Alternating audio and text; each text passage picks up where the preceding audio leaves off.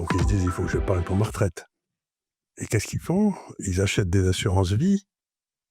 Il y a 2 000 milliards d'assurances vie d'un État qui va faire faillite et qui leur donne un avantage fiscal pour acheter des obligations françaises. Donc vous vous dites, les Français ont un problème de compréhension des phénomènes économiques qui est extraordinaire. C'est-à-dire qu'ils épargnent pour se protéger contre l'État qui va faire faillite et ils confient leur épargne à ce même État.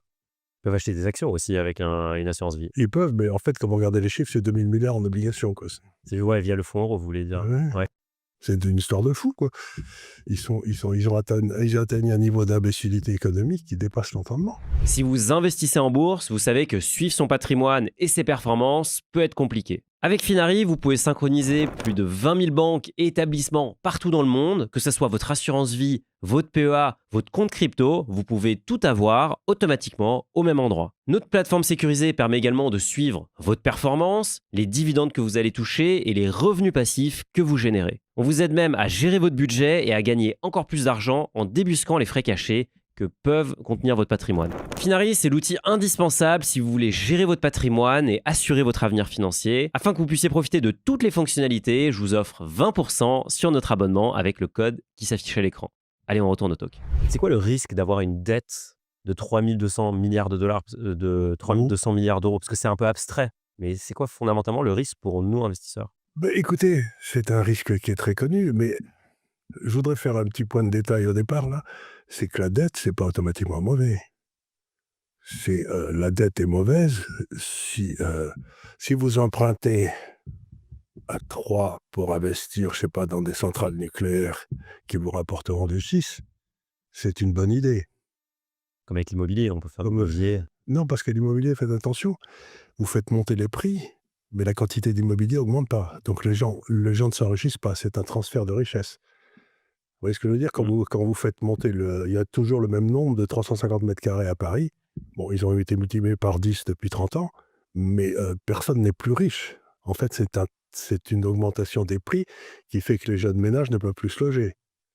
C'est pas un accroissement de la richesse, c'est que les vieux qui avaient des appartements sont devenus plus riches et les jeunes sont devenus plus pauvres. Mais la France n'est pas plus riche parce qu'il y a le même nombre de mètres carrés. Donc l'immobilier, c'est un placement complètement fallacieux. C'est juste ce qu'on appelait autrefois en droit un enrichissement sans cause. Vous êtes de l'école de ne pas acheter d'immobilier? Ah ben j'ai pas dit ça, parce que ça, si les gens continuent, moi j'ai de l'immobilier, mais c'est simplement parce que je trouve que vous ne vous enrichissez pas. Moi j'ai compris comment je pouvais m'enrichir aux dépens des autres, donc j'ai acheté de l'immobilier pour moi. Mais ne me dites pas que c'est un enrichissement général. J'ai piqué de l'argent à mes enfants, quoi. C'est à peu près ce que j'ai fait. Donc c'est pas du tout. Il faut bien faire la différence, c'est que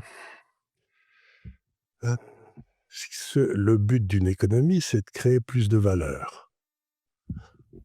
C'est tout. Et aujourd'hui, le vrai problème, c'est que nous créons de moins en moins de valeur. Mais par contre, les prix augmentent des biens rares, qui sont artificiellement rares. Et il y a quelque chose que les Français devraient comprendre, c'est ce que dit Warren Buffett. Il dit: quand vous achetez quelque chose, ce que vous payez, c'est le prix. Ce que vous achetez, c'est la valeur. L'assurance vie, c'est simple, c'est l'enveloppe d'investissement préférée des Français. Le problème, c'est que la plupart des contrats sont bourrés de frais. Frais de versement, frais de gestion, frais de contrat, frais de support, frais d'arbitrage. C'est un véritable millefeuille indigeste auquel vous allez faire face. Combinés, ces frais peuvent vite atteindre plus de 3% par an pour les acteurs traditionnels comme les grandes banques. Si vous suivez cette chaîne, vous le savez, 3% par an, c'est près de 60% de manque à gagner sur 30 ans. C'est exactement pour cette raison que j'ai lancé un contrat d'assurance vie avec des frais bas. Les frais de gestion commencent à 0,99% et évoluent en fonction de votre abonnement Finari. C'est simple, ce contrat, c'est l'un des moins chers sur le marché pour la gestion profilée. Et pour les fans de gestion libre, cette dernière arrive bientôt avec des frais encore plus bas. Et surtout, si vous souscrivez à une gestion profilée aujourd'hui, vous pourrez bien sûr passer à la gestion libre lorsqu'elle sera disponible. Cliquez sur le lien dans la description ou scannez le QR code qui s'affiche à l'écran afin de démarrer l'ouverture de votre contrat. Il y a une différence essentielle entre le prix et la valeur. Absolument. Et donc, aujourd'hui, on a toute une série d'augmentations des prix qui se passent dans l'immobilier. Mais en fait, cet enrichissement se produit pour une partie très faible de la population. Et donc, ce qu'on peut appeler les riches, ceux qui ont des actifs, deviennent de plus en plus riches. mais les pauvres deviennent de plus en plus pauvres. C'est exactement le concept qui passe toujours dans les sociétés socialistes, alors que dans une société libre, comme la quantité de valeur augmente, les pauvres deviennent plus riches. Et ce que disait un philosophe américain que j'aimais bien, qui s'appelle John Rawls, qui a beaucoup réfléchi sur la justice économique, il disait: un système économique est juste si ceux qui sont en bas de l'échelle voient leur niveau de vie monter sans arrêt. Ce qui se passe au sommet, tout le monde s'en fout. Mais d'un système où, dans le fond, les riches deviennent de plus en plus riches et les pauvres deviennent de plus en plus pauvres, est insupportable et injuste. Et c'est là où nous sommes aujourd'hui. Nous avons un système économique, un système politique, qui est profondément injuste. Ça, c'est spécifique à la France ou c'est commun aux autres pays de l'Europe, selon vous? C'est pas commun en Suisse. C'est pas commun en Suisse? C'est pas C'était commun en pris la Suisse. Suisse comme exemple, c'est un pays dont on devrait s'inspirer? C'est un pays, si vous voulez, vous connaissez le nom d'un politicien suisse? Mais je donne souvent cet exemple à mon équipe, Oui, moi j'en connais pas. parce que c'est très local, Oui, c'est parce que c'est les locaux qui décident bien sûr. ils votent sur tout. Donc si vous voulez, ce qu'on a en France, c'est qu'on a toute une série d'hommes politiques qui sont des professionnels, alors qu'en Suisse, personne ne connaît le nom d'un politicien. Et par exemple, prenons un exemple, ils décident un jour on va faire un référendum, puisqu'ils font des référendums tout le temps, pour savoir si les femmes ont le droit de porter le tchador en ville. Je crois qu'il y a 57% des Suisses qui décident non. Et à ce moment-là, plus personne n'a rien à dire. Le souverain, qui est le peuple, a parlé.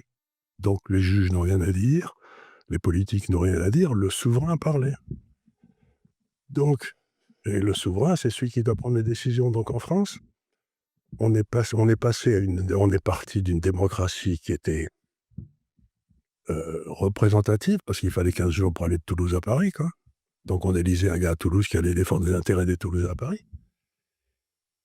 Et puis ça nous a transformés dans un système professionnel, de politiciens professionnels, et qui ont monté des systèmes pour qu'on ne puisse plus les virer. C'est-à-dire qu'ils ont enlevé la souveraineté du peuple, en particulier en déplaçant toute une série de ces souverainetés vers l'Europe. Comme ça, ils ont pu en plus embêtés. Et donc aujourd'hui, nous ne sommes plus du tout ni dans une économie de marché, ni dans une démocratie. Et c'est pour ça qu'on est en train de dériver lentement vers une espèce de version molle de l'Union soviétique. Et on aura la même fin, la faillite. Justement, pour éviter la faillite, Michel Barnier a décidé d'amener un projet de loi des finances qui est un espèce de choc, donc il veut baisser les dépenses. Quand on regarde dans le Attendez une détail, seconde. Il ne veut pas baisser les dépenses. J'ai regardé. en réalité, c'est une grosse partie qui vient des impôts, D'abord, il va augmenter les impôts, comme on est de l'autre côté de la courbe de l'affaire, c'est-à-dire que plus on augmente les impôts, moins les recettes fiscales augmentent. Donc en augmentant les impôts, on est certain que le déficit budgétaire va s'accroître, puisqu'aujourd'hui, on a atteint l'espèce de retournement. Mais en plus, il vous dit qu'il baisse les dépenses, mais c'est pas vrai du tout. Il dit les dépenses auraient dû monter de 6%. Je ne les monte que de 2%.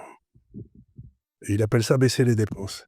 qui est l'inflation, il veut dire. Non, il confond la baisse des dépenses absolues avec un ralentissement du taux de croissance à la hausse.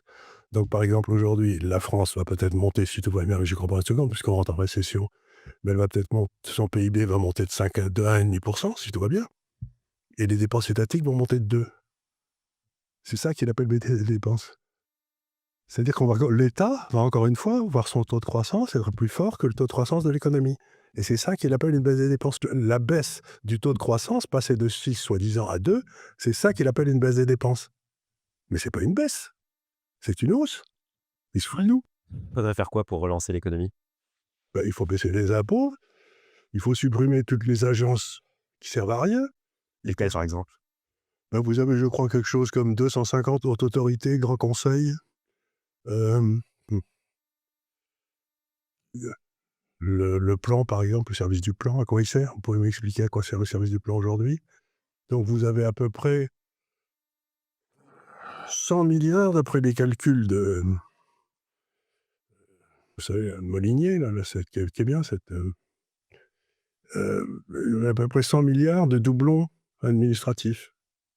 On a des couches. 100 milliards d'euros, vous voulez dire? 100 milliards d'euros de doublons administratifs de gens qui font la même chose à différents niveaux. Ils font exactement la même chose.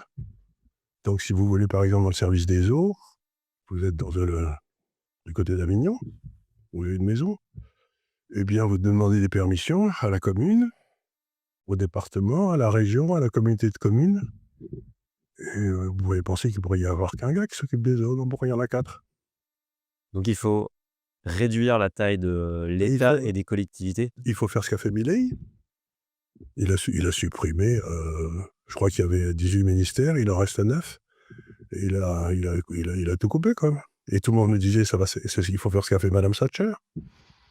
Il faut faire, c'est-à-dire que dire, tous ces gars qui sont payés à ne rien foutre, pas à ne rien foutre, à empêcher les autres de bosser. C'est ce qu'il y a de plus effrayant. Vous savez, dans une société, dans une activité, vous avez les gars qui font des trucs. Les entrepreneurs, par exemple. Des entrepreneurs qui font des machins, qui essayent de faire quelque chose. Des livres. Qui écrivent des livres, par exemple. Bon, ceux-là, ils font quelque chose. Et puis, dans les entreprises, vous avez ce qu'on appelle l'État, les structures horizontales. Par exemple, la vérification de la qualité. Et ces gars-là, ils empêchent tout. Si vous voulez, il n'y a pas de raison, c'est l'ouvrier de base, en quelque sorte, ou celui qui écrit son bouquin, qui vérifie la qualité. C'est pas un groupe qui est là de gars qui vont vous dire « Ah ben non, vous pouvez pas le faire parce que c'est pas dans les rapports de qualité. »